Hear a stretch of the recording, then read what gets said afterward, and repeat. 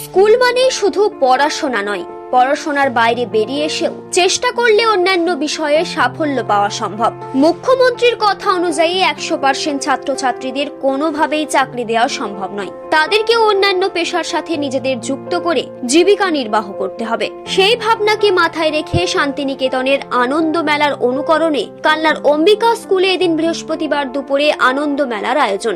এখানে স্কুলের ছাত্ররাই 50টি স্টল করে চা, চিলি চিকেন, হাতে আঁকা ছবি, হ্যান্ডিক্রাফটের বিভিন্ন রকমের জিনিস নিয়ে বিক্রির জন্য বসেন তারা। মূলত চাকরি ছাড়াও যে অন্য ধারায় জীবিকা নির্বাহ করা যায় সেই ভাবনা থেকে স্কুলের এই উদ্যোগ। স্কুলের প্রধান শিক্ষক প্রশান্ত রায় বলেন, আমরা ছাত্রদের সামগ্রিক উন্নয়নে বিশ্বাসী, তাই শান্তিনিকেতনের আনন্দ মেলার অনুকরণে আজকের এই অনুষ্ঠান। আমরা ছাত্রদের টোটাল ডেভেলপমেন্ট বা সামগ্রিক উন্নয়নে বিশ্বাস করি। স্কুল মানে শুধুমাত্র পড়াশোনা, এই ভাবনাটার বাইরে এসে পড়াশোনার বাইরেও অন্যান্য ক্ষেত্রে যে সফল হওয়া যায়, অন্যান্য অনেক ক্ষেত্র আছে যেখানে নিষ্ঠার সঙ্গে চর্চা করলে সাফল্য পাওয়া যায়, সেই ব্যাপারে ছাত্রদেরকে আরও বেশি প্রশিক্ষিত করতে, তাদেরকে উৎসাহিত করতে আমরা এরকম একটা নতুন শান্তিনিকেতনের আদলে শান্তিনিকেতনের ছোট্ট সংস্করণকে আমরা উপস্থাপন করেছি। এছাড়া আমাদের মুখ্যমন্ত্রী বলে থাকেন যে 100% মানুষকে চাকরি দেওয়া যাবে না, এটা মেনে নিতে হবে।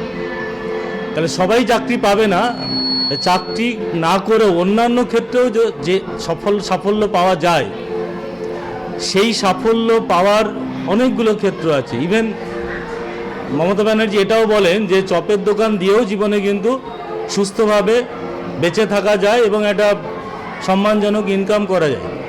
আমাদের স্কুলের সামনেই একটা ফুচকার দোকান আছে, যেখানে বছরে প্রায় কয়েক লক্ষ টাকার ট্রানজ্যাকশন হয় এবং অন্যান্য যে কোনো ব্যবসার চেয়ে তার ব্যবসাটা কম নয়।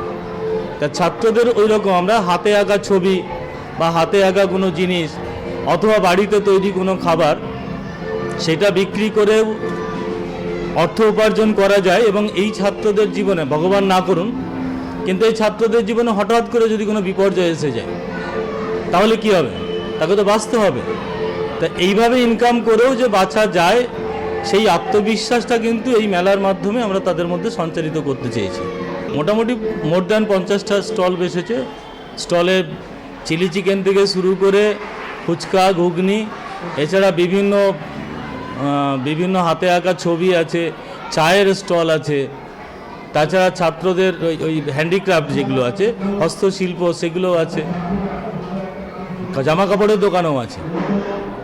নিউজ আজ বাংলা, পূর্ব বর্ধমান।